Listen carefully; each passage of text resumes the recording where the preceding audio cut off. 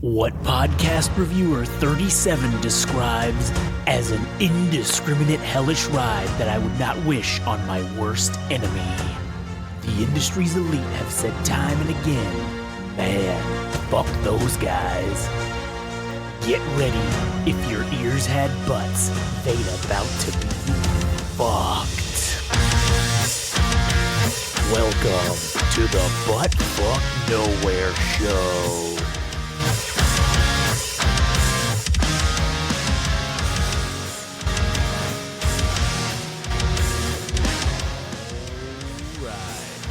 Here we are, back again for take number 2. Because, well, really probably this is like take 7 or 8 because I kept fucking things up. But either way, we're back.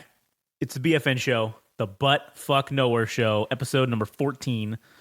I'm Josh. I'm here, as always, with Adam. Howdy. And today, I had a couple things I wanted to talk about. Oh, whatever could they be? Something probably fucking horrible and fucking, anger inducing, at least to me. But I guess we should start. It comes from a good place, though. Yeah, it does. I really think it does. And this is not, I don't want to be the source of discouragement for anybody who wants to fucking do shit, because you shouldn't care what anybody else thinks. You should do your own shit, right? Yes. And I guess maybe I'm wanting to let people know that it's okay to be mad. It's okay to hate. You could hate us, and that's okay. It would make me very happy if I knew that I had enemies. Yeah, I think that's something that's very much overlooked in our, I don't know, modern dichotomy of fucking society. Is if you got to be nice to everybody. You got to love everybody. Everything has to be just so great. And if you say anything negative, people just jump on your shit and just, you're a hater and this and that and blah, blah, blah. Well, I think that sometimes you need some haters. Sometimes you need some haters to tell you that you're fucking up. I would like to posit something. Okay, go ahead. All right. All the greatest moments of anything involve hate. Okay. Magic Johnson versus Larry Bird. Hate. Who did Muhammad Ali fight in Manila, Philippines? Was it Joe Frazier? Joe Frazier. Fucking hate. Both hated each other. Yeah. Put on one of the best fights known to fucking mankind. Known to mankind. I mean, George Foreman and Muhammad Ali. True. Hell, Mike Tyson and Lennox Lewis. Fucking Mike Tyson bit the guy's fucking ear off. Mike Tyson and Holyfield. Oh, that was at Holyfield. That's right. Yeah. Well, Lennox Lewis was another one too, but he kicked his ass. but he bit his ear off. Yeah. Holyfield. Yeah, Holyfield. Yeah, he bit Holyfield's ear off. That's what I'm talking about. Like, he hated him so much that he bit his fucking ear off in the middle of a boxing match. I think in terms of sports, it's a beautiful thing. It creates the best rivalries. Yeah. It brings out the best in both athletes. I think hate is acceptable, except when you're, when you got what's going on in Israel and Palestine, where everybody's going ballistic on each other. And you know what? That's a good point you bring up, because we should probably clarify this. Constructive hate. Not hating someone just because of their color or what fucking stupid gods they believe in. That's not what we're saying. What we're saying is, and I guess I'll bring up the example of what started this fucking this whole thread. Is the other day when I was making our intro for the new podcast coming up, Without Censor. If you're listening and you want to check it out, you can tune in and check it out. It should be up in January-ish, the first episode. But anyways, so I was doing this thing for that, and as it was rendering, I had to wait because, fucking computers. So I'm like, okay, like an idiot, I was just like, let me just go. Instead of doing something constructive with my time, I went on fucking scroll on Instagram, okay? So I'm scrolling through the Instagram, and what fucking abominations appear upon my screen. And I don't say abominations in terms of anything to do with how they look or how they act. I'm saying it's an abomination of content. You know what it is? The poverty of content. Yes. Poverty of content. That's exactly what it is. This fucking cat girl, okay, a Neko girl, as I've learned is what they're... Nico. Yeah. Comes upon my screen. And I was like, what the doing just like an anime dance. And I'm like, what the fuck is this?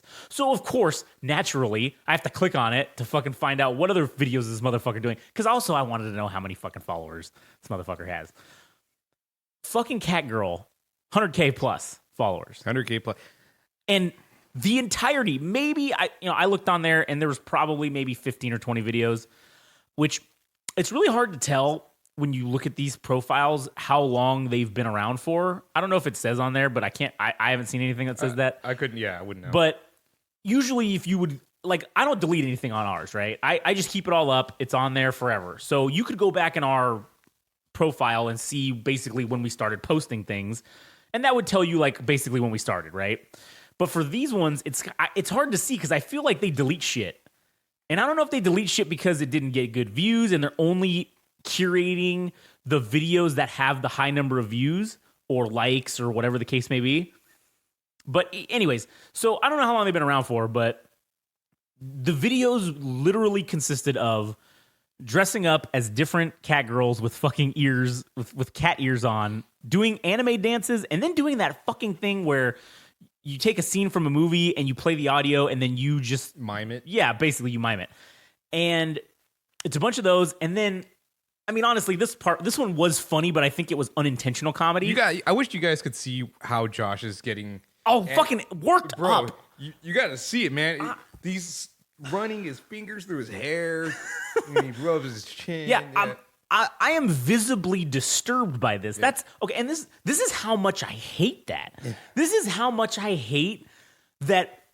And again, this isn't going to deter me from continuing doing what we're doing, obviously. But oh no, if anything, it encourages. Yeah, it encourages us more. It fuels the fire, if anything. And it's the simple fact of someone could dress up like a fucking cat and do little dances and get 100,000 fucking followers. And what's the worst part is that's dumb content, but yet I bet you that person is getting money for advertisers for certain products. Because you could see, the fucking, I don't know what it was. It was something, some microphone that she was using, and it was this specific brand. And I said, they're probably they either paid for it, provided it for her, or they're doing some kind of a sponsorship. I'm sure that's probably how that's fucking working. Because if you have over 10,000 followers, you can get companies to fucking sponsor you and pay you money, because that's really the minimal amount you need to be quote unquote an influencer, I guess is what it is like 10 to 15K on the followers. And then I think you can start getting some low level companies to give you money. But if you got over 100, yeah, now you're getting into like some big, the big time or whatever. So, which is funny if you look at like TV ratings when they do advertisements on them. A lot of shows they advertise on don't even get 100,000 people to fucking watch it. A lot of things. So, it's funny to see that's all you need is 100K followers. You can get big time advertisers. But anyways, so the funny thing that was on there that I thought was unintentional comedy is they were at some anime convention, and I'm sure this was planned because there's no fucking way that this was just a random happenstance. But they had like 15 or 20 other fucking ladies in there, and they were all dressed up as different evolutions of the Pokemon Eevee. So, you got like the electric one and the water one, like whatever the evolutions are. They were dressed up in these skimpy outfits that were themed to whatever the evolution of Eevee that they were fucking portraying. And they were doing this fucking dance. And granted, there was no skill involved because the choreography, and maybe this is just me being an asshole, but not that I'm a fucking professional dancer, but if you're going to do basic ass choreography or whatever kind of choreography, at least fucking do it and have the decency to do it all at the same fucking time. Don't just all be fucking like you assholes didn't put any effort into this. This was low rent. This was fucking disgusting.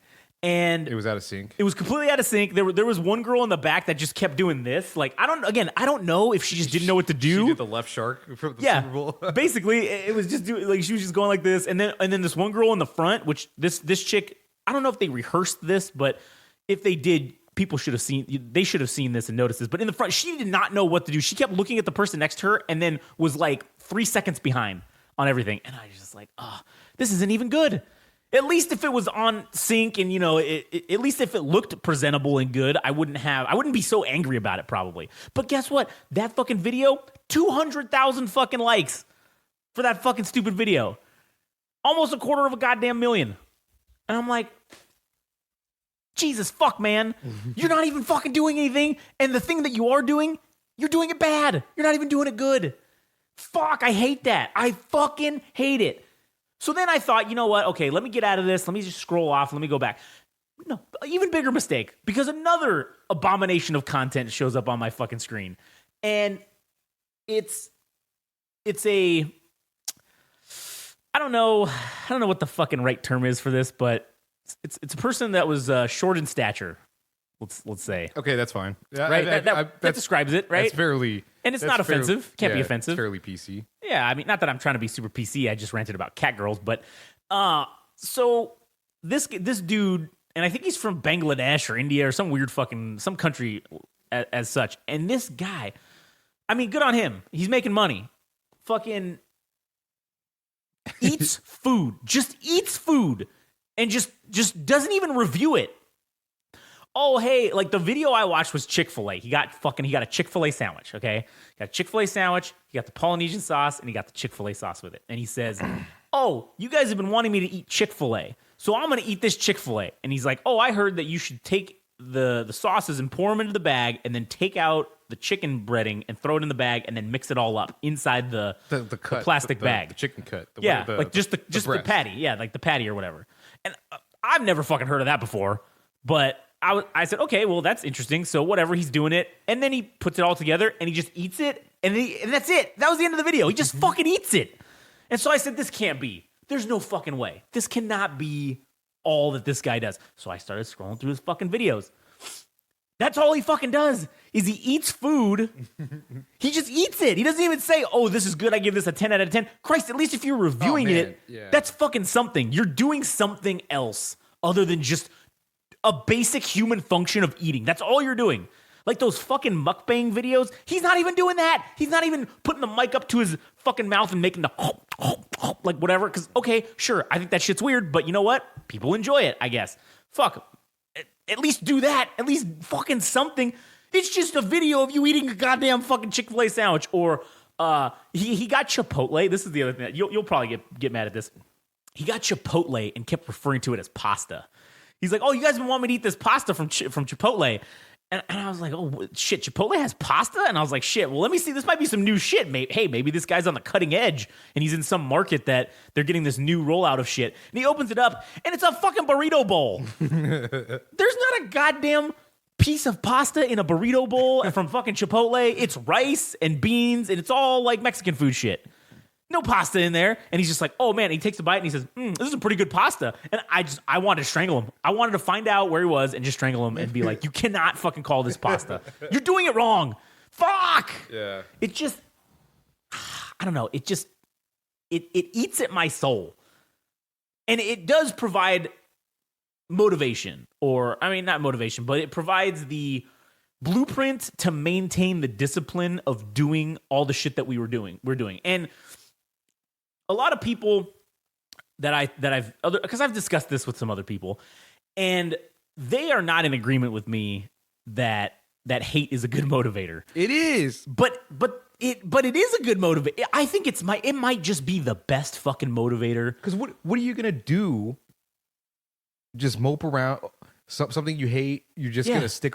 You're just gonna sit on the couch and well, that's what it is. No, that's just how it went. There's people making videos and making money off of that. It's a personal challenge, dude. I mean, they don't personally care. They don't even know that this is striking some type of emotion. Yeah. But it's motivating because you're just thinking, I can do better than that. Right. And that's what it comes down to. I can do better than that. I know I've heard things like, okay, if you're doing something, your motivation is shit, right? Like your diligence is the thing that you should be doing. Yeah. Whatever it might be, whether it's becoming a doctor or whatever, it's just doing the work every day, regardless of whether you're motivated or passionate. You just got to do the fucking work, right? Yeah. And I've heard that spite is not a good thing because you'll run out of fuel. But the thing is, there's an infinite amount of sources of fuel that drive hate, that drive my hate, that inspire me. All the videos that you're talking about. And it inspires me. There's a wealth. There is an infinite fucking number. A myriad. Of this shit. Yes. A plethora. Yes. There's a shit ton. A bushel. Oh, man. That was a good one. Yeah. That was a good one. A metric ton of fucking videos out there that are just like this, that are, as I think that we hear, I mean, I guess we didn't invent the term, but I mean, fuck it, we're taking it. The NPC fucking content or whatever. There's just so much of that shit out there. And again, I feel like I'm talking to you almost every day. And I feel like almost every day there's some new fucking thing that I'm just like, I can't believe this fucking thing exists. I can't believe I found this cat girl. I can't believe. And then the best, to just circle back, because I forgot the best part about the fucking cat girl, was there was a post on there. I should have fucking screenshotted it, because god damn it, it was fucking so funny.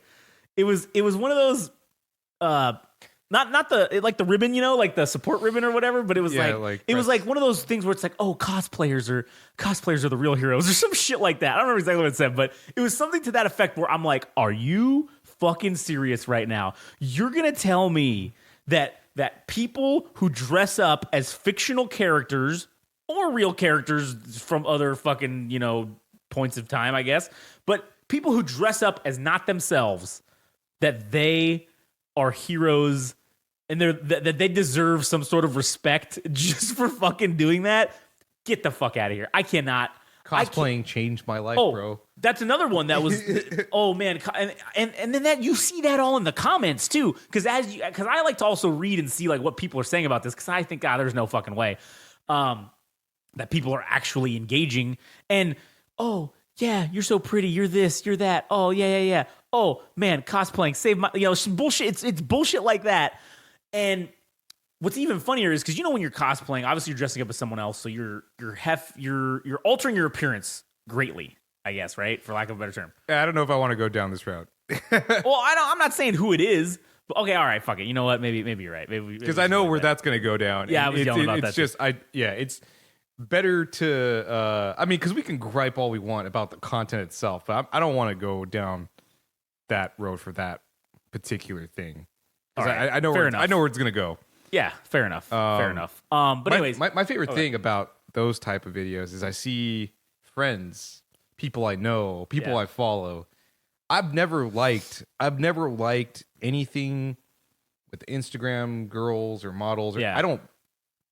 Doesn't appeal to me. I'd rather like a puppy video than or fucking food videos. Sure, yeah. I love seeing people that I know liking these women. I know it's because it's not even women. It could be guys too. Like it could be really attractive dudes. And I know girls that follow them. I'm like, oh yeah, I can't. I know it's because he's so thoughtful and so thought provoking. Yeah, that this guy is getting these likes from these people that I know. And yeah, dude, I just want to take a screenshot and just send it to their significant others and be like, hey, look, this is your husband. This is your wife. This is just to be an asshole, because that's how much hate I have in my heart, dude. I know that's such a stupid thing to do. It's so evil. It's bad. But fuck it. I don't care, dude. This is maybe that's a bad way to deal with it. But 90% of the time, 99% of the time, it's just motivational for me. Yeah. I mean, when you sent me that stuff, I was like, all right, for the interview that we're going to be doing 2 days from now. Yeah.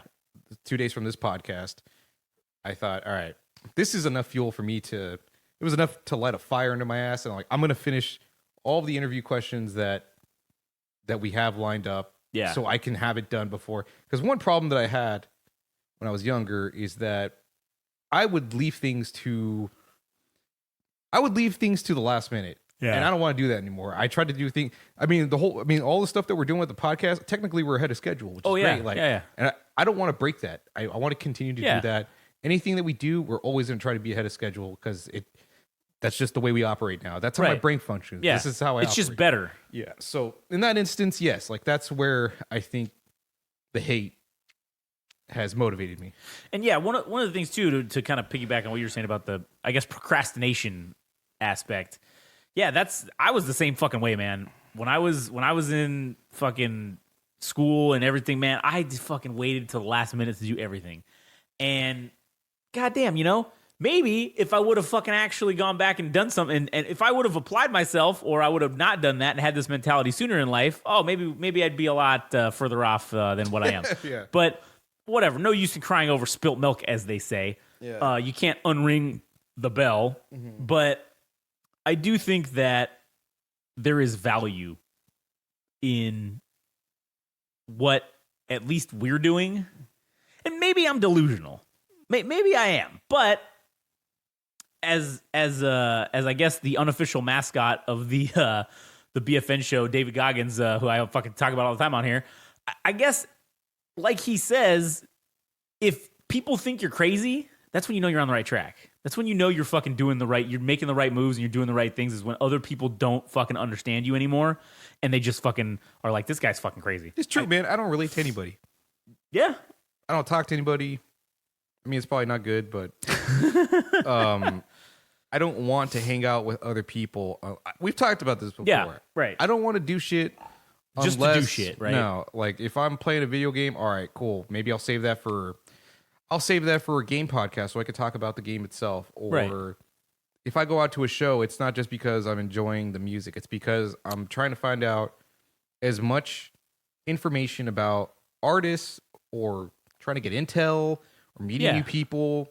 I'm trying to stay on top of it, dude. I'm trying to have my ears as close to the ground as possible. So it's always going to serve two functions. It's for me to satisfy me, and then the second function is to contribute to this in some way.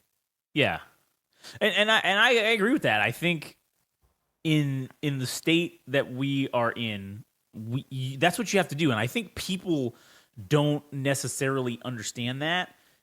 You can't just kind of half-ass it, right? That's, I guess, the best term I can come up with is if you're still going out and dicking around, or if you're still spending most of your time bullshitting around as opposed to doing fucking work or furthering whatever it is that you're trying to further, then you're not going to make it. It's just not going to happen. And you can't sit there and say, oh man, why is this not working? For example, if we were sitting here going, oh God, if we had nobody listening, if there were no fucking downloads, if we were sitting here going, oh God, why is it that we fucking aren't getting downloads? Okay, well, if we look at ourselves, and I feel like if we would have fucked off and we would have just kind of done a lower amount of whatever the standard was going to be, I feel like maybe we might be in that position. But because we set the standard so high of how much content we have to produce, I feel like that's making us it's making us go forward just because of the amount of shit that we're doing. And that, I think, can be applied to anybody else who's doing any other, it doesn't have to be podcasts or fucking, what it could be. If you want to make a robotics company, or you want to make a fucking pharmaceutical company, or fuck whatever. If you're passionate about fucking, you want to fucking make a Warhammer fucking 40K YouTube channel, whatever, or if you want to talk about old video games or whatever it is. If you fucking do the work and you put in the time, then there will be no reason why you won't succeed. Or there's no regret. Yeah. In it, because you just say, I gave it 110%, and I know for a fact it's not because I didn't put in the work. And it doesn't matter what the result is, because I think something will come out of it regardless. And I think that's also helped mentally, that we've been doing all this work and doing this interview. I've been thinking, dude, I don't have any doubt that we're gonna do a bad job. There's no, it's out of sight, out of mind. I don't even think about it, because we've already been doing this for like 8 months. We've been talking pretty consistently. Yeah, I think our verbal communication skills probably have gotten better. Maybe we've reduced the amount of like, us, and whatever it might be since that point, or up until this point rather. And I just have no doubt in my mind about anything that I do. I'm very confident in all the stuff that we do. And oh yeah, me too. This podcast, all the other ones we do, this interview, it's all the same to me. I'm just thinking, I'm gung ho. I'm ready to fucking come in and do this work. Yeah, fuck yeah. And another an example, and see, this is an example of someone that I hate because of the shit that they're doing, but it's also an example of if you fucking are motivated and you fucking do something, you can make money. You can be successful. I came across scrolling fucking Instagram, this person who did a job. I don't want to be specific because I don't want to fucking, I don't want to start shit yet, but fucking, I'd rather wait till we're maybe a little more well known and then start shit with people. But But right now, it was a person who was essentially a nobody, just worked a regular basic, job, and during COVID, they refused to get vaccines. There's several examples of who these people are, and then got fired, and then became media personalities somehow. So it'll be probably hard to narrow it down. But this person got fired or whatever the case was because they refused to get vaccines from their menial. I don't know if it's a menial job, but from their regular job, and then basically became a right-wing media personality, and has a website, has merchandise, has a podcast. And so what's interesting is I looked at, because I was curious to see, because I did our thing for our quarterly meeting our first quarter meeting that's coming up, because I wanted to know how many hours we've produced. So I have the number now of what we've produced over this time that we've been doing this for this year in 2020 fucking 3 or whatever. So this person has a podcast. They have produced maybe, I want to say 15 to 20 episodes, and laughable. And they've been around for over a year. The first episode they did was I think 18 months ago or somewhere in that ballpark. And of those 15 to 20 whatever episodes, they have produced 33 hours of content. Okay, for a podcast. This podcast, I don't know the number of subscribers because obviously it won't tell me, but I can tell you right now, based on the Instagram fucking account, I'm sure it's in the hundreds of thousands of people who follow and listen to this person, right? So I went ahead and just was perusing the synopses of what the episodes were about, and then clicking some of them to find out and listen to what they were. And some of the episodes were 15 minutes. Some of them were an hour and a half, but then I didn't listen to any full episodes, but as I was listening to this person, they don't have anything to say. They really don't have anything to fucking say. But because of diligence and discipline and them getting the website, making Instagram fucking reels, doing all this shit. Yeah, the podcast maybe is laughable. I agree with the amount of time. Because for us, for example, in the 5 months ish we've been doing this, we've produced 106 fucking hours of content that's published. That's not even counting the 4 or 5 episodes that we didn't air because of one bit of fuckery or another. But just published episodes, that's what we fucking produced. And we've produced, I think the number was 68 episodes in 5 months. We did that in 5 fucking months. And obviously the first maybe month and a half, well, probably 6 months, I would say, because we probably were going for what, 6 to 8 weeks before we actually started in September 1st with the quarter thing. So I would say only 20 of those episodes, because we produced 4 podcasts at the launch with 5 episodes each. So 20 of those episodes. So I took the numbers off of that because I wanted to know too, but it was 70, we made 72 or 74 hours of content over the last, from September 1st until, as of yesterday. This will be probably 75. And then obviously we've got till the end of the year. So the number is going to be above 80, for sure, of what we did in just 4 months.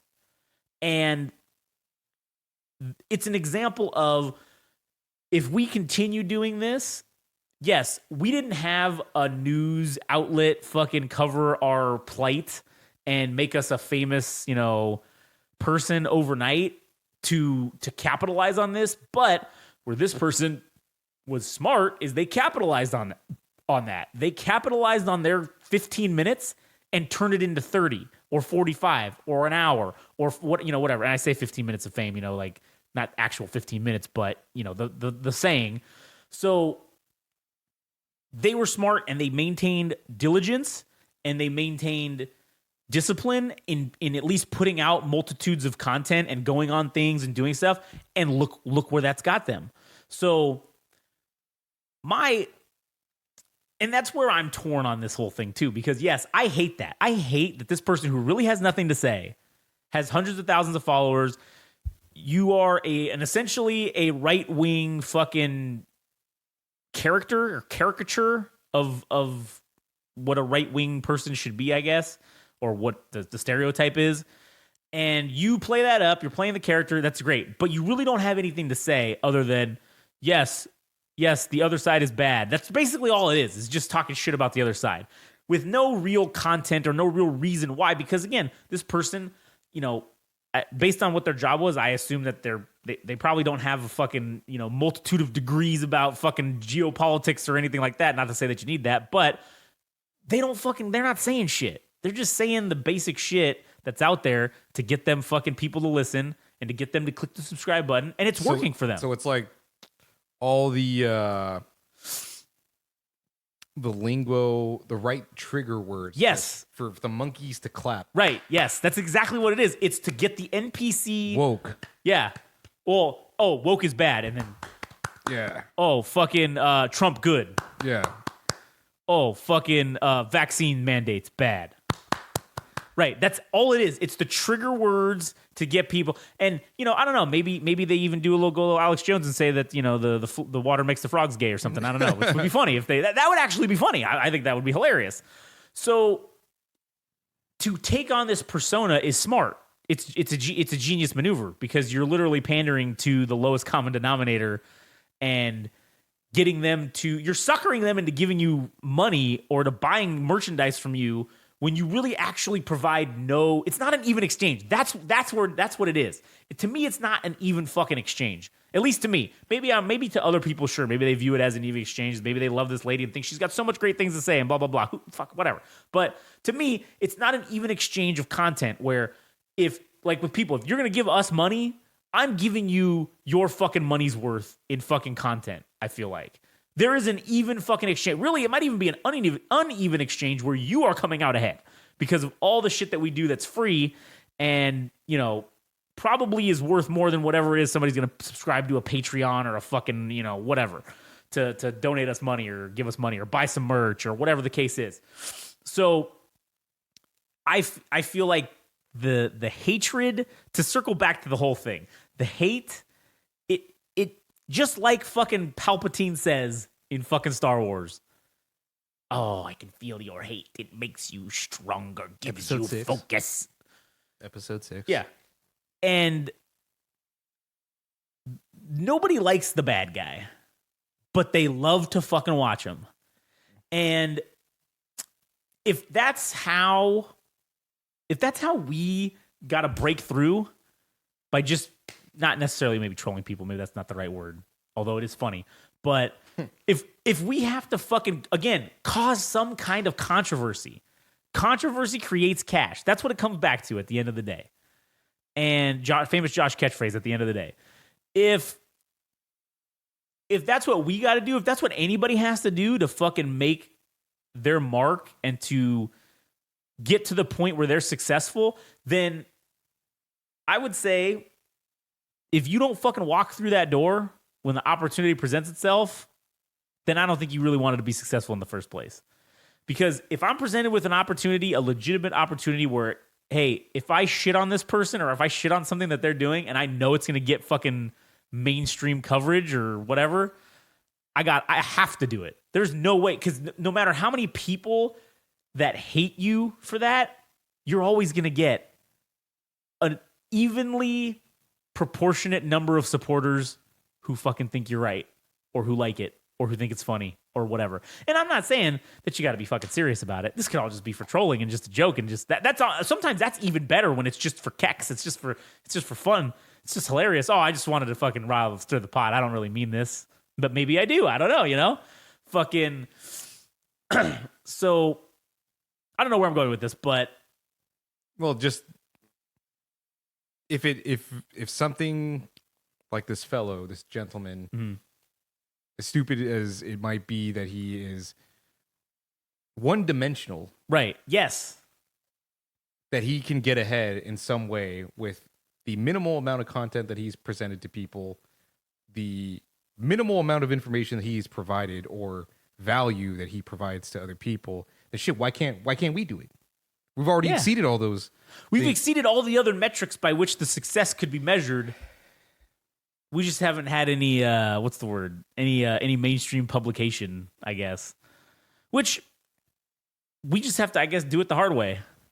Yep. And that's it's probably going to take 1,000 episodes. It might take 10,000. Sure. Episodes. Who knows? Who the fuck knows how many episodes it might take? Who knows how many hours it might fucking take of us doing this before finally there's some major fucking takeoff that happens. And that's one of the things that I also kind of want to discuss about with people that are wanting to do whatever it is they want to do, right? Okay. You can't fucking take and just look at it as money is the only measurement of success. No. Yeah, I agree. I think we'll continue. Oh, well, so I believe that, like this with podcasting, let's just use this as an example. I believe that the amount of hours that you put in at the end of the week, when we've done our 4 fucking hours or 4 episodes or whatever the goal is and we hit it, I feel fucking great. Oh yeah. I feel fucking stoked. I'm shit. This is the bomb. And now that we've been doing it on Sundays and Thursdays, basically, for the most part, it's been great because even we're even before the week is up, we're done. The week starts on Sunday. By Thursday, it's done. 4 hours has been completed, and that's a wrap, and we're good to go. And we put it up, throw it out. Everything's good. I feel fucking great. I feel a sense of accomplishment. I feel a sense of worth, I guess, for lack of a better term. That value alone, to me, is worth continuing whatever the cost is to do this. And now, granted, some people maybe can't bear the cost of doing things, but you don't have to spend a lot of money. You could almost really spend no money. I mean, we just happen to have fucking 18 different fucking podcasts and, need to pay for hosting and this and that. But if you just do one, shit, that's free. You can do that. You can do a lot of that shit for free. And shit, you go get a secondhand fucking mic on eBay and fucking, you don't even need a mixer. You just got to have a laptop, a basic bitch laptop. It doesn't even, you can go get one of those Celeron fucking, Chromebooks, I'm sure, and you could fucking record a podcast on there. And yeah, it may take you you may spend a lot of time editing and you may spend a lot of time fucking rendering episodes because it's a fucking slow ass computer, but there's free software out there that'll do that shit for you, and you can just throw it up and upload it and do it. And you should do it. If you want to, you should. You shouldn't let anything or anyone bar you or put the bar to entry so high that you can't that you just don't want to do it. Because it's a lie. It doesn't matter, like in as we talk about in the entertainment industry all the fucking time. If you want to go fucking be an actor, cool.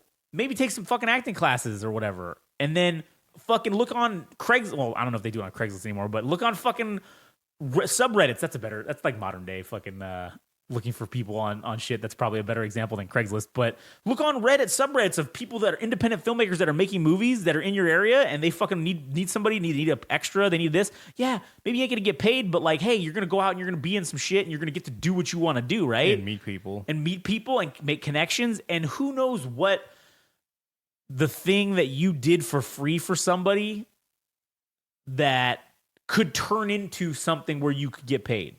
That connection that you made there, that was how you were paid, right? All right. And I'm not saying you should do shit for free for everybody all the time, but you got to understand it's the same thing with starting a business. When you start out, you're not going to make any money. And the same applies to you just doing a career or whatever. You're going to make no money. Mm-hmm.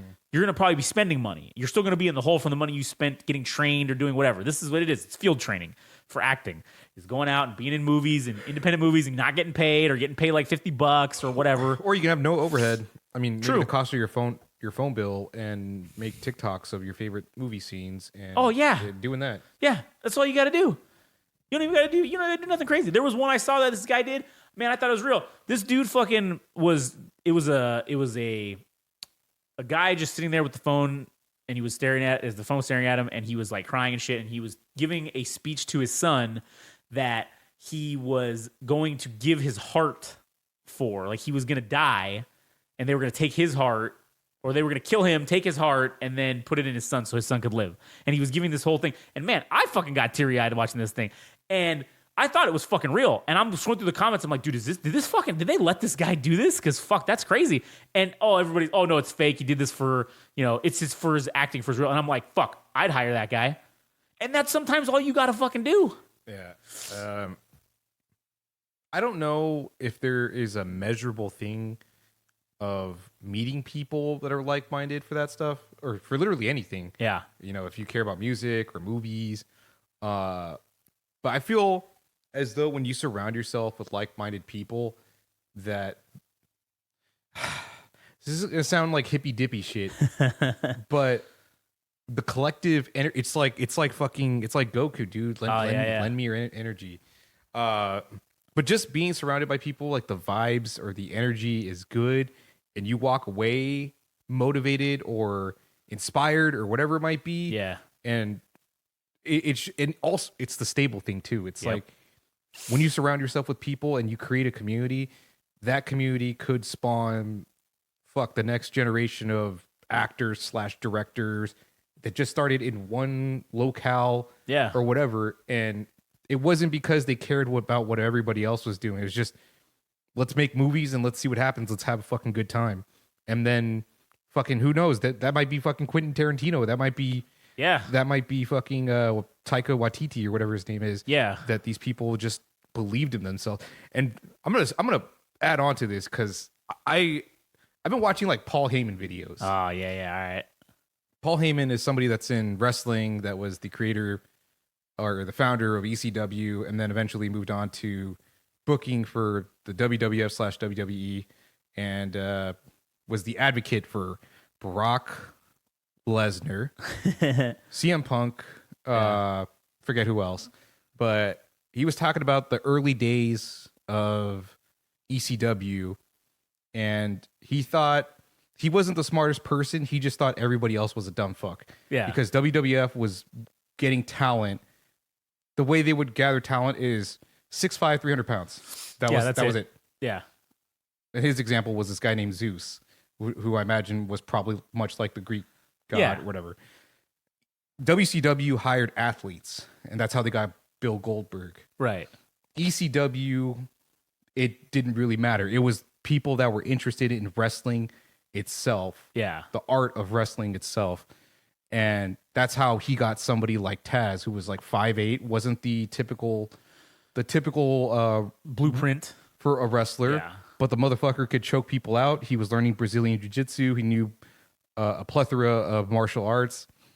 He could probably kick anybody's ass in real life.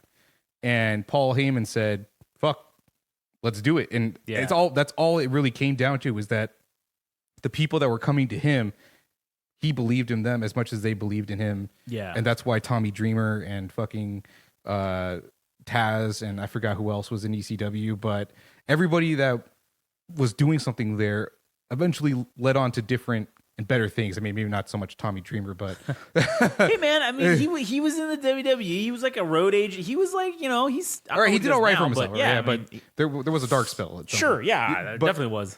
But everybody came out better at some point, right? For that experience and for everything. And all it took was somebody like Paul Heyman. And sure, there are criticisms of him being a lousy businessman, but what he has over everybody else is he had the initiative to fucking do it and believe in other people and find those talents and create a community amongst the wrestling industry, and to eventually, like, for himself, dude. I mean, for a guy that probably financially ruined himself at some point, he did all right for himself, dude. He's working with Brock Lesnar. He works in the WWE. He books talent there, and he does all these things. And yeah, it was just having the faith that you're surrounded with good people, and that you have faith in yourself and other people, that good things can happen, dude. Yeah. So, I mean, now I'm starting to look at that like for ourselves. I'm like, right now, man, I don't even know if I want to bring it up. we're down a man, honestly. Like we're down a man. And now I'm thinking, not that he's going to be replaced or anything, but like, because there's a seat always seat available, always at the table. But like, we need to start thinking about how we're going to build a community for other people too. Yeah. Like, and Well, we need to start looking at building our own fucking stable. I mean, we did. We started to build the stable. We have us, and then like you said, now essentially being a man down has, albeit hopefully temporary, right? Yeah. But being a man down has really made me look at, okay, yeah, you and I can continue just doing this tag team style and just fucking go, and we'll keep going. But for longevity's sake and longevity purposes, we should definitely fucking start trying to expand the stable at some point, and that being a man down has really made me definitely more lean towards wanting to do that, I guess. Yeah. And that's not for us to develop like I don't know why I'm saying this, but it's not to develop like a codependency. Right. It's really, okay, we're going to do this for 6 months to a year, I think. Just us doing this, right? Because we got to find out. Right, yeah. What we can do. What our worth is worth. And I think us standing on our own 2 feet is great because it'll just mean that we're going to be better when other people get added. And then when other people added, shit, now we got to build them up so that you guys care about what these guys have to say, because I'm sure they're going to have something to say. Yeah. And we'll find out what that's going to be. I mean, it's not going to be perfect, but we're going to find out. And hopefully it'll just be as equally as awesome as the shit that we're doing. Yeah. So I agree. And yeah, I think that to go back to the Paul Heyman thing real quick, I did have something I wanted to say on that. I think I'm a Paul Heyman guy. Oh, so am I. I'm a Paul Heyman mark fucking all day, every day. And I do think Paul Heyman is a fucking perfect living example of what I have been saying about in entertainment in general. You either got to be you're either the creative or the business guy. You got to be able to find the balance and be both things in order to fucking make it independently. And that was the thing that Paul Heyman had the fucking creative side down. He was a fucking creative genius. Probably, I don't want to say the worst or terrible businessman, but not a good businessman. Not fucking great. And that eventually, I think, led to the downfall of ECW. And that was eventually what led to the downfall of him saying, fuck, I'm so much in debt and so fucked up because of decisions that I've had to make about business stuff that went the wrong way. Yeah. Now I got to let the WWE fucking buy me out. And which, good. I'm good. I'm glad that he got some, assistance there, and the WWE saw his value. Yeah, dude, the guy is indispensable. Oh, yeah. Because even his stints in the WWE weren't fucking permanent from when he started there to where he is now. Right. I mean, he went away a couple different times. Like, he even had his own pipe bomb moment, I think, in like 2000, 2001 or 2002. Yeah. Somewhere in the early 2000s. But Vince McMahon always came back to him. Yeah. So what does that say? The guy has value. Right, yeah. He provides a valuable fucking service that, again, creatively, not a lot of people can fucking do for them. And that's where it takes someone to recognize that talent. And that's where like building our stable, right? Like, okay, so Vince he added Paul Heyman to his stable after that. You know what I'm saying? Now, granted, maybe, whatever, it goes up, it goes down, whatever, it ebbs and flows. But I'm just saying in general, that's where we add to our stable someone who does something that's good at something that we're not, or that brings another view to the table, or brings another piece of the puzzle, I guess, that we don't fucking have. And that's what I think is the key. Is because, listen, if we just fucking found somebody else that just likes all the same shit we do and fucking says the same and agrees with the same shit, then whatever. What's the point? We might as well. That's dumb. We're just adding a clone of ourselves. Yeah. We got to find people who are motivated or motivated, I think, at the beginning, and then that needs to turn into disciplined with doing the work, because that's one of the things that I think will be a kind of a culture shock to a lot of people if they were to try. Let's say we were to just take somebody off the street that wants to do podcasting and have them come in and do podcasting. I think they'd be like, holy shit, what the fuck is going on? You guys are doing the fucking all this work a week? Like, Jesus Christ. And that might be a culture shock to some people, which is fine. But if you're motivated and you want to learn how to do shit, but it wouldn't be a burden. It wouldn't, because the people that would want it be like, fuck yeah, like, that's what I'm saying. Give me that. Those people, that's the people that we got to look for, is the ones that are motivated to want that, and then they turn that motivation once we start doing it. Once with them, then they turn it into the discipline of maintaining it and doing it, no fucking matter what, every week, delivering, fucking I think the third element would be definitely. I mean, there's people. I mean, shit. The Star Is Born movie, dude, with Bradley Cooper, right. and Lady Gaga. One of the things that struck me was, I think Sam Elliott's, or no, it was Bradley Cooper's character that said the difference between me and you, his brother, was that I had something to say. That's why I got further along. I think that is indicative of also. I mean, shit. We're not where we want to be right now, but I think we have the right things to say. Like we always say have something to say, right? Yeah.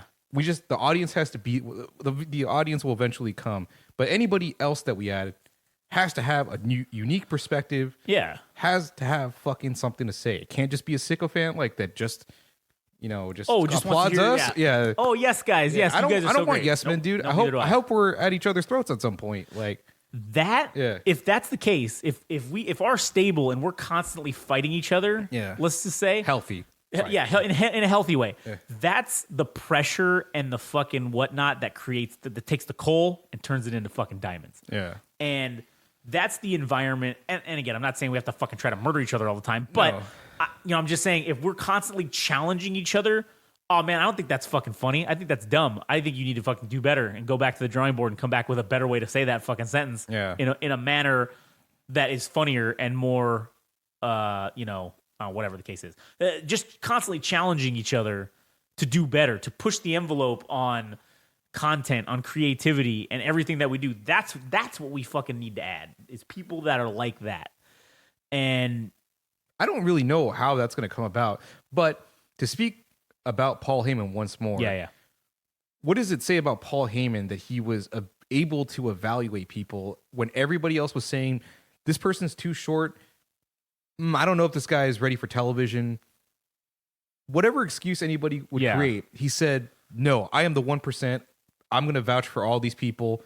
And then you have someone like CM Punk that eventually has his fucking historical moment, which is the pipe bomb moment when everybody else was saying this guy couldn't appear on television because he wasn't he didn't have the physique, he didn't have the height, whatever the excuse was.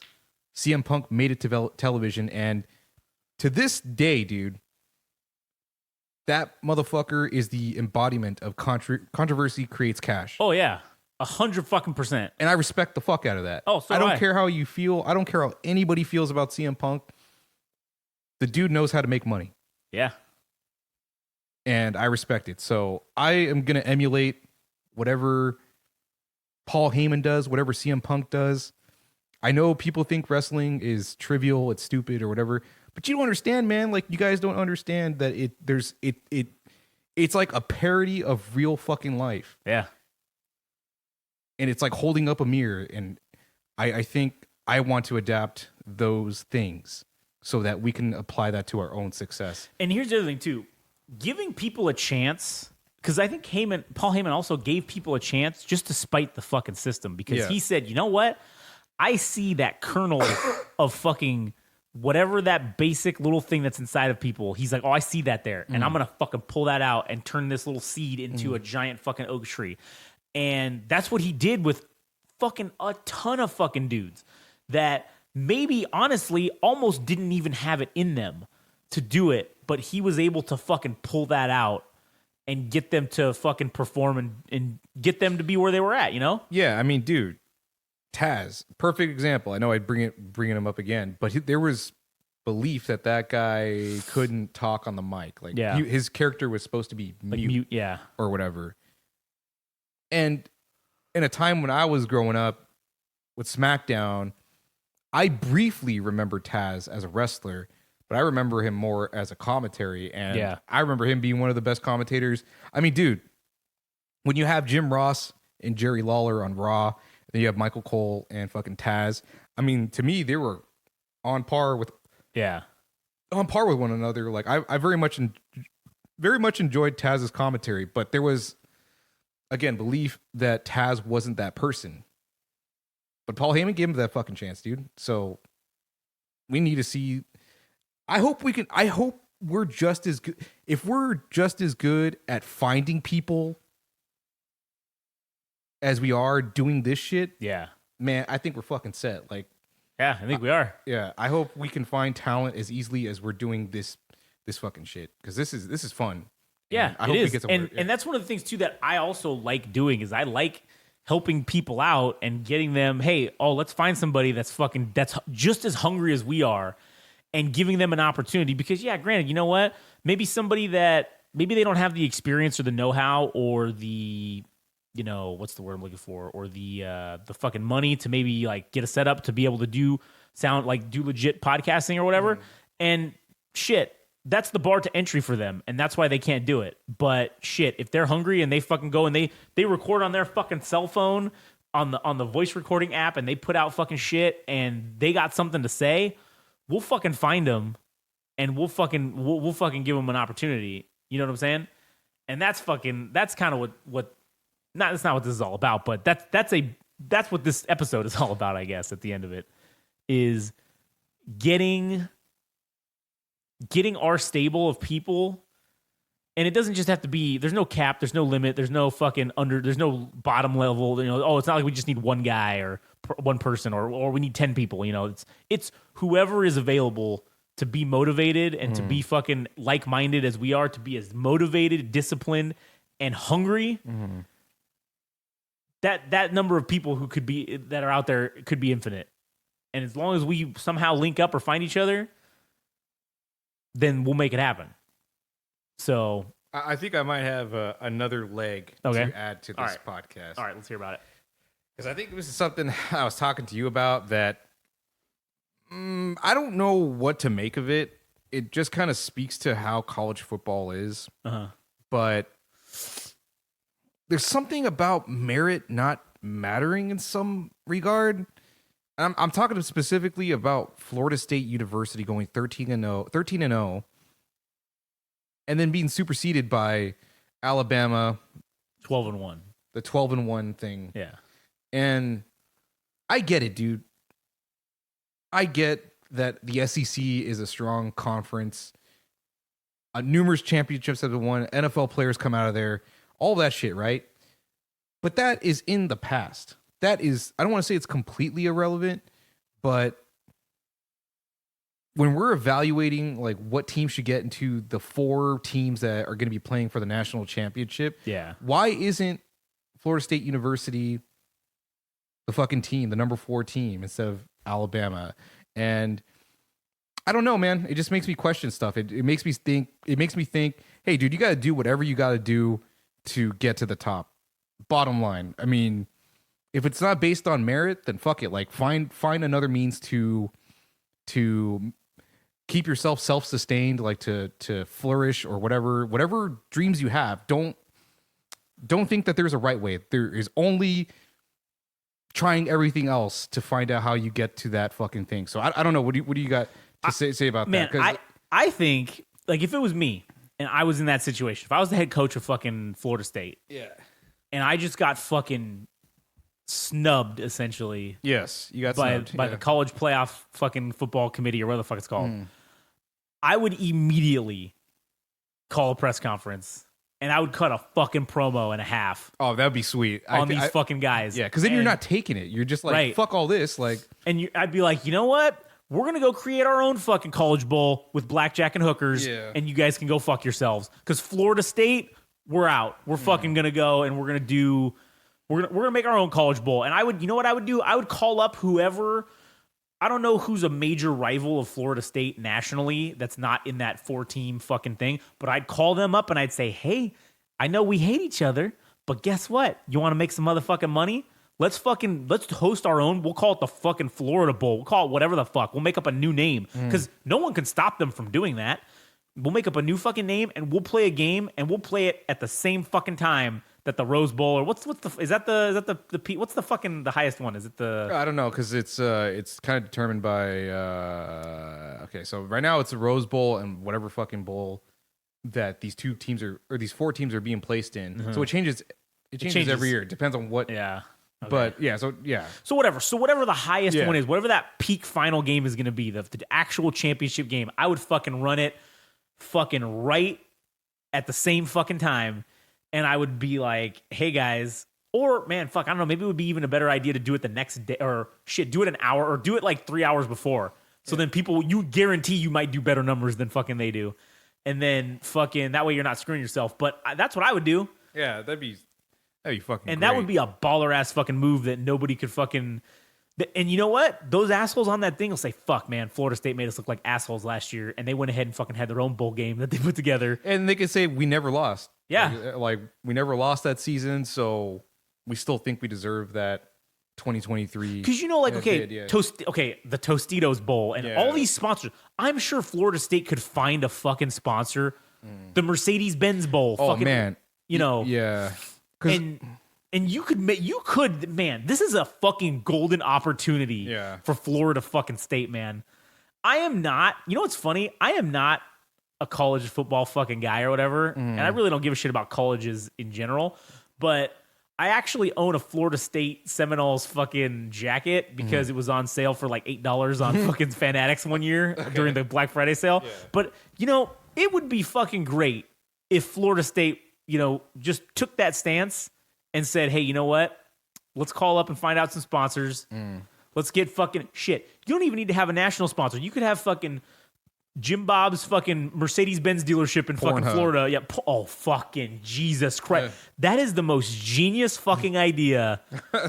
If you had the Pornhub Bowl, especially at a party school like Florida State, you would fucking have endeared your fans to you for literally the rest of their lives. It would be ultra based and ultra red pill. Yeah, it would be fucking excellent. And then you have fucking Donald Trump do the coin toss. Holy shit! Yeah, dude, everybody would tune into that because everything else is all cookie cutter. It's all safe. It's like we got to bow to our sponsors. We can't say foul language. I mean, I don't know if they would go that far, but I mean, having the Pornhub Bowl would be enough. Like, I think everybody would like, oh my God, that's so awesome. Like, fucking Pornhub Bowl, name alone, I'm watching. I mean, shit, I would watch. Oh, fuck yeah. I don't even care who's playing. I'm watching that. Yeah. And then, goddamn, maybe you just went ahead and created yourself a new thing. So even if your team is garbage, who cares? You can still run the fucking Pornhub Bowl for the teams that got left out. Yeah. And you could just, the top 2 teams that got left out, you could just be like, hey, you're invited to come play at the Pornhub Bowl this year. Here's the Pornhub trophy. And fucking, you can, you could win that and all the prestige that comes with being the Pornhub Bowl champion. Yeah. So when merit is not enough, you come up with your own fucking solution. You got to fucking carve your own fucking path. You got to fucking drive your own fucking, you got to drive that semi truck. If the road's fucking closed, if someone else closes it, fuck that. You got to drive through that cornfield and make your own goddamn fucking path. And be damned. Everyone else be damned if you're going to try to stop us. You know what the reality is, though? That they're never going to do that. They're not going to do that. In addition to that, it's such a slap in the face to like other conferences, which I think Florida State University is in the ACC, which I don't know how it is now. I mean, it was one of those conferences that was revered. Yeah. Along with like the SEC and Pac-12 and stuff like that.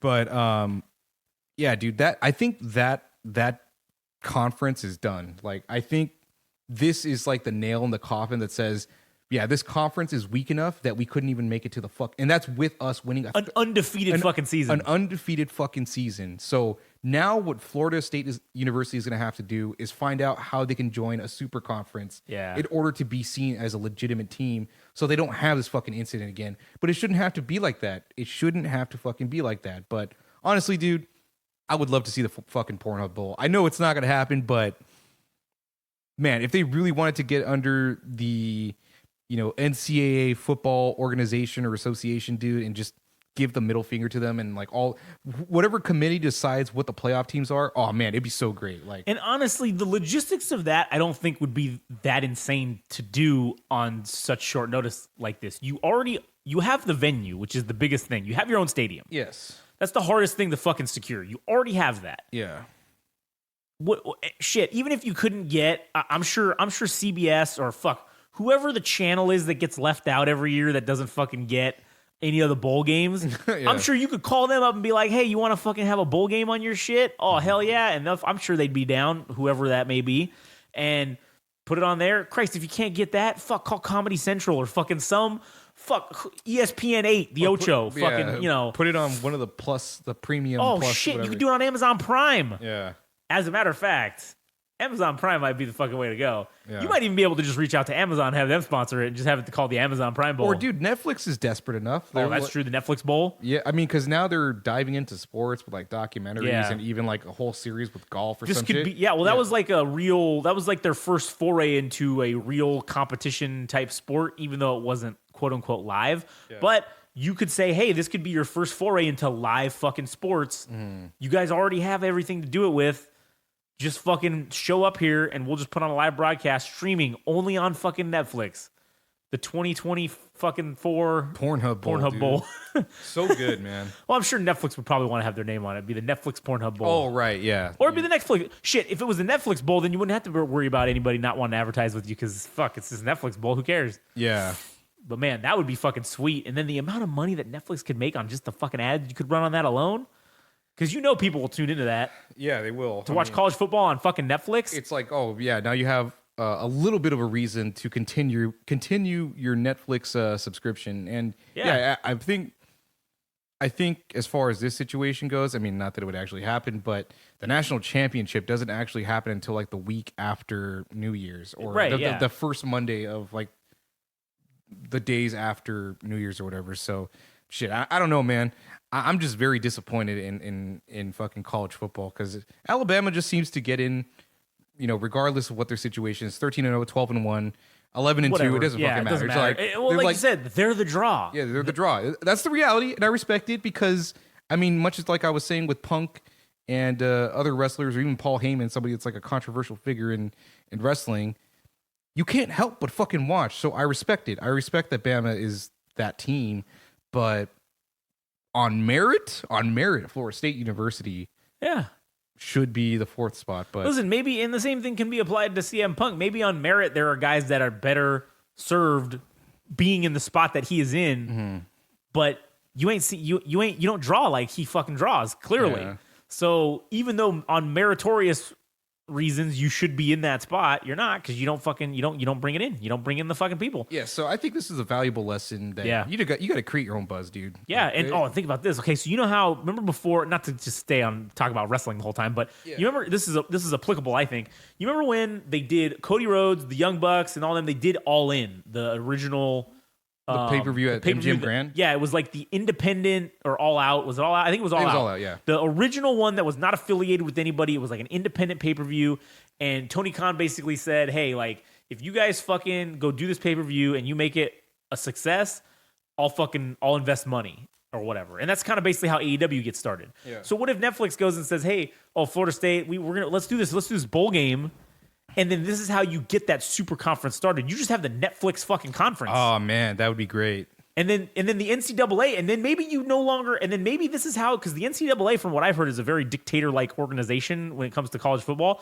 And so maybe you have schools that say, holy shit, there's a fucking second alternative to the NCAA. Oh man, maybe we should go join up with that. And then maybe you pull some of that top tier fucking schools from the SEC, because maybe Netflix is like, oh, dude, we're making gangbusters on this. You guys want a bigger cut of a pie? Oh, yeah, dude. That's how you really... What if this could be this could be the catalyst. Yeah. If someone was creative enough and had the balls to do it. But again, I don't know. I don't know if anybody's fucking mad enough about it like that. I'd be fucking furious. I'd be like, guys, we're doing this. Fuck, I don't give a shit what anybody says. School... Fire me if you want. I'll go to another school and I'll call up Netflix and do the same fucking deal, all right? This is happening. You want to be on the cutting edge of history? Let's fucking go. Yeah. But... All right, anyway. What else you got for this podcast? You have anything you want to hate on? I mean, there's a ton of shit to hate on, but, I mean, what are we at? Hour and what? 8 minutes. Oh, fuck it. Well, I mean, listen, that's exactly what we needed to fucking hit to hit the 4 hours. So, this is what we could do. Because the other thing I was going to talk about, which I don't even know how much legs this is going to have, but so talk about not like maybe my Funko Pop addiction, but not just necessarily that, but my addiction for useless shit, I guess is. Oh, here we go. All right. Yeah. So I don't know if that's its own episode or if we should just fuck it. We're already here. No, we're already here. We're already here. Yeah. So I have a fucking plethora of useless shit. Yes. And by useless shit, I mean collectibles. Okay. They serve literally no fucking purpose. They look neat. They do, right. But they don't fucking do anything. They just sit there in my fucking man cave room just sitting in the shelf. Yeah. And honestly, because the man cave room has been a fucking goddamn war zone as of the last like year and a half, you can't even see most of them because they're covered by shit. So, but today, okay, and then a prime example of that, okay, of why I think this is a problem. Okay. So at least you acknowledge you have a problem. Sure, yeah. So today I'm at Target and I'm going and I always peruse the Funko Pop section just because I can't help it. Anytime I go into a store, I gotta go check what kind of Funko Pops they got. I can't not go into a store that sells Funko Pops and stay away from that section. I have to look. It's like a fucking OCD tick. I don't know what the fuck it is.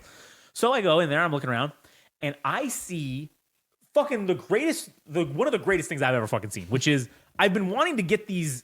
They're, again, to stick with the wrestling theme, they're these individual pops in these giant boxes that are from WrestleManias. And so they've only done WrestleMania, the first one, and they've done WrestleMania 3 now. So that's Andre the Giant. So you've got the poster of Hogan and Andre the Giant in the background, okay? And this is how they fuck you. You get one Funko Pop. You get Andre or you get Hulk. Oh, what? And the price is $29.99 for each fucking one. Yeah, and you're only getting one Funko Pop, which normally sells for now $15 fucking dollars, which will be another thing I want to rail about later, or not rail about, but talk about the inflation in goddamn fucking collectibles and Funko Pops. Jesus Christ. But each one of those is $10 or $15. And now you're going to make me pay double just to have it in this box that has like the poster kind of behind it. And so anyways, I didn't even know about the WrestleMania 3 ones. Those were there. They were $30 full price. I had been wanting to get the first WrestleMania ones, where it's got the picture in the background of Hogan and Mr. T fucking like shaking hands and they're like doing the thing, and they're in the ring. And so they fucking had Mr. T, the pop of Mr. T with that thing, and they had the one of Hogan. They had both of them. And as I look at the thing and see what the price is, $8. And I was like, oh shit. For both? No, so they were individually each $8. So instead of being $60, they were $16 for both of them. Wow. So I was like, shit, that's fucking like 80 fucking % off. I can't fucking say. I literally thought about. I'm like, I shouldn't fucking do this. I already know I don't have the room for them. But then I'm like, shit, I've been wanting these, and then in my delusion of why I have these collectibles is because one day I feel like I'm going to be able to get the person who the collectible is of, or the pop, to sign the box. Like I want to have. Hey, maybe this podcast will do with that. Maybe well, listen, Hogan's been going on podcasts lately that have been like some ones that I've seen that are maybe not of very, very, very ill repute or very low standards. So maybe that could happen. But my whole fucking problem is that I think that, oh man, one day maybe I'll be able to I'll have the opportunity to go get this person to sign it, and I want to have the thing already available, I guess. I don't know. I think that's part of it. But anyways, so I literally couldn't say no to this fucking deal. I had to do it. So of course I fucking buy them. And I get home and I'm like, well, fuck, I know for a fact that I do not have any room for this shit. So now they're just literally, I tossed them in my room and, they're just sitting up there in the man cave, just whatever. And now I'm also, since we're talking about I'm going to turn the garage into the studio, I'm kind of thinking if I should maybe have those things as like the backdrop for when we start doing video, so that they can somewhat be useful. Yeah. Because they're just fucking not useful. And that's the problem is, like when me and Frank went to Frankenstein's last time, I wanted to buy another helmet. I need another fucking Star Wars helmet, like the Black Series helmet, because I have 3, and you want another helmet. No, I need one because I have to have 4. I have to have an even number. It's fucking bothering me. So and then what'll happen is I'll buy a 5th one. I'll be like, fuck, I gotta have a 6th one. Like, but they were on sale, but I still couldn't. I don't know why I couldn't justify it. And I'm like, oh god, but I need this, and I'm just like, oh, like I literally almost had a fucking panic attack in the goddamn fucking Frankenstein's, just thinking about like, God, do I really need to spend $100 on this fucking helmet? And eventually, after much debate in my own mind, the answer was no, because the box was slightly damaged. Even though, okay, now how fucking dumb is this? I throw the box away. But yet I was like, oh no, the box is fucking damaged. What if I need to keep the box for some reason? This box is kind of fucked up. Nah, it's not worth it. What the fuck, man? Yeah. So yeah, I can't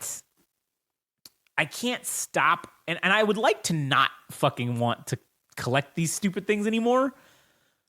but I can't. I just can't say no to it. There's stuff. If I see it, I'm just like, yep, gotta buy that. You can't. I mean, you can't say you can't. I mean, it's not in your vocabulary. Sure, I guess you're right. It shouldn't be in your vocabulary. It's just at the moment, it's not within your power. Yeah, there you go. It's not within the realm of possibility for me to say no to to some of this shit. It's easy, man. I mean, shit. I was collecting comic books for 11 years, I think, and I stopped 2 years ago, and it feels fucking great, dude. Like, oh yeah, listen, I'm sure. Now, granted, I'm not fucking going on and scrolling eBay and looking for fucking Funko Pops and all this shit. Now, another example on Amazon, fucking Black Friday deal. They had the goddamn Obi-Wan Kenobi, Darth Maul, Qui-Gon Jinn from that Duel of the Fates when they're in the energy thing and they're all fighting each other. 3 separate pops because Funko's a bunch of assholes. $30 a piece on sale. I got all 3 of them for under $20. So I couldn't say no to that. I was like, I got to do this. I have to. They're sitting in the boxes they came in. Not even just the box of the Funko box. They're in the Amazon box. I haven't even opened the Amazon box because I have no fucking way. What am I going to do with this? And I knew that, and that's where I think I have a problem is because I knew that going in that I don't have any place for these right now.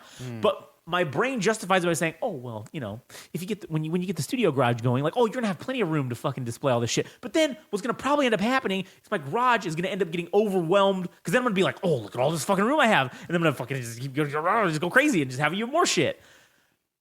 So I think I need to fucking go to therapy or some sort of shock therapy where I associate, you know. You stop. You just drop cold turkey, man. Like I did. There was a point where I was looking at how many boxes of comics I had. Yeah. And I'm just thinking, I don't have any more space. That's where it ends. This is it. This is where it ends. This is where it ends. And it sucks because I was already kind of feeling as though as many comic book fans feel like the same stories have been told. Nothing's going to change. Batman's never going to marry Catwoman, which they already teased and it didn't fucking happen. I was like, I'm done with this. This is horse shit, dude. And now I'm kind of getting a little bit reeled back in because the Ultimate Universe is coming back, and Spider-Man is married to Mary Jane, and they have 2 kids. And I'm like, this is what people have been asking for years, and now you're giving it to me. Yes, because your readership because I'm not watching. Yeah. So you're drawing me back in, you sons of bitches, by finally giving me what I want. Yeah, you sons of bitches. Yeah. Oh my God, Peter Parker happy. Maybe he's a functional member in society. Fuck. Yeah. For once, dude. And it's a time that I'm not looking at. That's hurting a little bit, but yeah, dude. I think for me it was just the space, and you get tired of it eventually, and then it just becomes you just like eventually when you wean yourself off, dude, you don't even think about it, and then you think about your wallet. You're like, oh shit, I still have $20 that I didn't spend, or $30 or $100. That's a true story. Well, I just talk about the comic thing real quick. I do have a question. What was your How did you feel about whenever it was 8-10 years or whenever the fuck they did this when they rebooted the numbers with the new 52 for DC? What did you feel about that? I didn't really care because, I mean, I think people that are I don't know what they call them. I think they call them like flippers. They just show up to the comic book store and just flip books because it's just a number 1. Yeah, and they think it's like, oh well, I'm gonna sell this for double the price. Yeah, and it's not even indicative of the price itself, that just because you got a number 1 that it's valuable. I mean, there's a lot of shit that has to go right. I mean, you're never gonna, I don't think anybody's really ever gonna for the price that you buy the books, you're never gonna meet the value like down the road when you sell them that you're gonna get your money back. It's probably not gonna happen, but maybe sometimes. I mean, shit, sometimes you stumble across valuable things, but more likely than not, I mean, the numbering almost is irrelevant if the writing team, or the artist and the writer are not fucking good. Yeah. But in the case for like myself, I mean, I bought a Batman number 1 of the new 52, and that whole run is great because they basically, well, no, there was some shit they fucked up, but regardless, the run was great and it is valuable. Yeah. But there's a lot of instances where that is irrelevant. Oh, well, yeah, because I bought pretty much almost all of the number 1s when they redid them, because I'm an idiot, and because I'm a fucking addict, and I'm a collector, and I'm like, oh man, new number 1s that I actually, and I get where they were going for, because a whole generation of people like us is asked out because well, I could never own a number one fucking Detective Comics because it's fucking $100,000. Like, I'm never gonna own that. So, oh, cool. Now I can own a number one renumbered of whatever the fuck it is. And so I just was like buying fucking ones that I bought number one Swamp Thing. I bought fucking number one Jonah Hex. I think I bought shit that I didn't even read before, but I was just buying it because it was a fucking number one. Yeah. And it's still sitting up in my fucking room in the fucking, well, it's not still sitting because it wasn't, I didn't have this house when I fucking 10 years ago or whatever when I was buying them, but that's where they sit. They literally sit in a box and they just sit there and do nothing. And yeah, it's cool to say I have them, I guess, but not really because it really doesn't mean anything. Yeah. And there are some other comics in my collection that I think I have, like Blackest Night or whatever, and then the one. There's another one of the Green Lantern ones. That fucking where it was like the Lantern War or some shit. Like I have one of those. Those are granted they're not worth a shit ton of money, but it's just cool to say, oh man, I had. And it's not even that the number, it's just, oh, this was the run of this story, the first run of this story. Or like Civil War, the Marvel Civil War. I have all of the original fucking Marvel, the first run of the Marvel Civil War books. I don't know how much those are worth now. I don't think I would ever fucking sell them though. And that's the other thing too. I look at myself as probably a true quote unquote collector. Maybe even borderline of a hoarder is probably the right term to use, but I don't have any intention of ever selling any of these. I'm not hanging on to these because I think they're going to be worth money in the future. I'm not like those assholes with the Beanie Babies, where they were just buying Beanie Babies because they thought, oh man, I'm going to resell these and this is going to be great. Now all those people who have Beanie Babies that from fucking 25 years, 30 years ago, now they're worth nothing. Which was funny because I actually going through my, when we bought the house, I had a bunch of shit I was storing at my parents' house. And I just happened to grab a bunch of stuff. And I had a shit ton of fucking Beanie Babies from back in the day. And they were all, I don't know why, they had the little fucking tag protectors on them and all that stupid shit, right? And I was a kid when that was going on. So I can't even, maybe I was already having this problem when I was a child. Yeah. And I didn't, and that's the thing. There was one fucking Beanie Baby that I played with, and it was the Cheetah one. And that I loved it. I slept with it. But all the rest of them, because that's what you're supposed to do with them. They're little fucking stuffed animal toys. You're supposed to play with them. You're supposed to they had those little and they sat on the wall or they sat in a box. And that's not normal behavior for a kid, man. You should be playing with that shit. Yeah. But yet here I was fucking quote unquote hoarding or collecting it. And I was just curious. So I looked online. And if really what would be funny is if I still have the page up, there's a couple ones that I have that are actually misprints and they are worth some money. But people on eBay are assholes and they want they're saying, oh, $5,000. So I was undercutting them and doing like 2,500 and I just see what happened. And what's funny is I've had a lot of hits on it.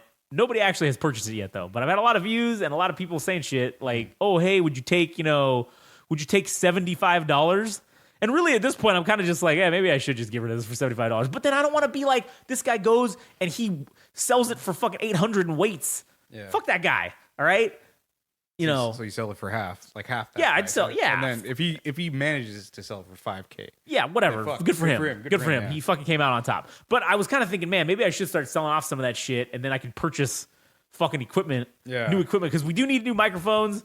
Fucking, because listen, and that's another thing. Well, you know what? This is going to be on the music podcast because I did want to do a topic on the music podcast about equipment, just because I think it's interesting to me, just what I've learned over the years of doing this shit, and also I think it would be helpful for people who are in bands and stuff that don't, you don't got to spend $500 on a microphone. You could do some other shit, but if you do, the shit's gonna last. Yeah. But anyways, yeah, so I don't know, man. I have a fucking problem, and I probably fucking need to be stopped in some way. I mean, I still technically have the problem that I still have these comics, and I don't know what I'm gonna do with them. Like, I still have. There's a couple comics that I have, and I kind of want to see where it goes because it's like this. It's this cover of Spider-Man number. I forget what the number is, but basically this artist, the cover artist for that issue, created a portrait of Spider-Man in his costume, right? And it was done with webs. Like, it's all done. And then I'm like, oh my God, this is the coolest thing ever. So I bought like a 9.8 graded signature series of that fucking thing, and it was $250 or $220 when I bought it, and I want to see like what it's worth in maybe 10 years. But there's things like I want to hold on to, and like I don't know if I can get rid of it. Like one of my favorite series that came out a couple years ago was the Immortal Hulk series, because it's like it gets to like Evangelion levels of mindfuck, and it's like body horror, and it's really twisted and weird. And I don't know if I can let go of that series. Like I don't know if I could sell that. I mean, maybe, dude, depending on how this goes. Like the podcasting stuff, shit, maybe I'll sell it, and then maybe in the future I'll just buy back everything that I had in maybe better condition. Like, maybe a 10 graded or a 9.9. Shit, man, one comic that I would love to have is like, I love the X-Men. Like I would love to have an X-Men number 1. I would love to have a giant size X-Men number 1. I'd love to have a Batman number 1. I'd love to have a Detective Comics number 27, but those are like holy grails, and that's like if I had money, millions of dollars, But having a giant size X-Men number 1 is more realistic because I think it's only worth like 10. I think like a copy of like 8 or 9 is graded 8 or 9 is probably like $10,000. But I don't know, man. I'm still considering like maybe I should just sell all this stuff and get rid of it, or I mean, shit, I don't even know what like the market's like. I don't know if people are still buying comics and shit, but it makes me think about like maybe I'll just get rid of this shit and have extra money in my pocket, and we can just throw it into this and do better. And then once we're down the road, we just have all these, hopefully millions or if not billions of dollars. Yeah, and we can just buy all our shit back. Just buy it all back for less than what we sold it for. Yeah, or shit, maybe we have to pay a pretty penny, but at that point it won't matter. Won't matter because we'll have the money. Yeah. But yeah, so anyways, fucking that's pretty much get help. Yeah, I need help. I need help, man. I gotta talk to somebody. Anyways, do you have anything else you want to do? No, that was it. All right, cool. Well, anyways, if you've listened thus far, we thank you, and we are glad that you have decided to grace us with your listenership. And if you could be, you know what? I don't even need to say it because I think it says it in the outro. Who fucking cares? They know what to do. You know what to do. Go to GameRageMagazine.com. And follow us on all our shit. Or don't, because we know you don't. Yeah, or you know what? Better yet, don't fucking follow us. Yeah. I'm just gonna start saying that. Don't bother. Don't follow us. Don't go to the website. Don't do shit. Fuck, don't even listen. Fuck, do whatever the fuck you want. Yeah. I don't care. I'm not your supervisor, as they say. Yeah. But anyways, if you are interested and you are listening to this on Saturday night. Saturday night, yes. Saturday night, December the 9th? Yeah. Yes. December 9th at 9 p.m. Pacific time. We're gonna do a live interview with a top tier level music industry insider. Yeah. And we're going to, what are we doing it on Discord? Discord, yes. Are you like putting a link to anything on that, or like so people can get to it? Yeah. So what, just go to your Instagram? Yeah, I mean, I'll post it again. I'll post okay. Yeah, I'll post like the it link again. to and it. I'll put it in, the link in bio, the link tree, because once you click on that, it'll give you a whole bunch of other links that it should be listed there. But yeah, if you want to check it out, if you want to go out to the Discord on Saturday night, because I know you ain't got shit to do if you're listening to us. That's true. You can tune in. There'll be a Discord stage set up. You can listen in the audience, and if you got questions you want to ask this woman, if you're an artist, if you're listening, come prepared, because what this means to me, if you're making the choice to fucking listen to this interview on a Saturday night, then you are on the path to becoming a Sigma, an Alpha Chad, a Giga Chad, or whatever, because you're choosing to better yourself in some way. Yeah.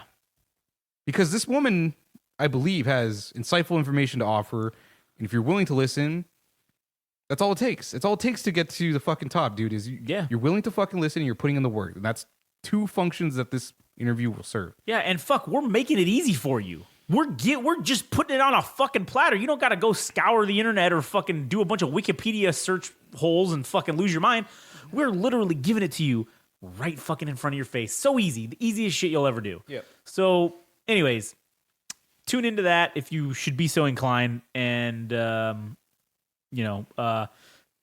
go to all the other shit, do whatever. We'll see you on fucking. Wait, what do we got? You know what? Let's go another minute to get an hour and a half. Fucking an hour and a half. All right. Yeah, let's just bullshit the last minute. Yeah. So I think that you people will be fucking highly entertained by this interview that we're doing. Let's just pump up the interview. You know, this high level music industry insider has a wealth of knowledge. Yes. And a multitude of experience that I think is unparalleled in today's society in the music industry. I also think that this person may even, have some of that, as I said, insider information maybe. Who knows? Who knows what you may hear? Yeah. And who knows what secrets of the music industry may be revealed to you on this podcast. And the name of it's going to be put out as a podcast later in January if you missed the live. Okay, so that's the other luxury that you're being afforded is that you could hear it as it comes out. But you won't be able to hear it until the following year, which is 2024, early January or sometime in January. Sometime in January. And but you won't also be able to ask questions then either. So that's the other thing. You're missing out on the question asking and getting shit. Making an ass out of yourself. If someone were to drop their single in the fucking chat and play it for her and see what happens, I would not be, maybe I'm gonna do that. Maybe I might just make her listen to Millennial Frog and see what she thinks. Who knows? Who the fuck knows? Who knows where this could go? Yeah. All right. So hey, controversy creates cash, people. Just remember that. So, all right, cool. We hit an hour 30. Sounds good. All right. Well, that's the end of the episode. So thank you guys for listening, and we'll see you on the next one.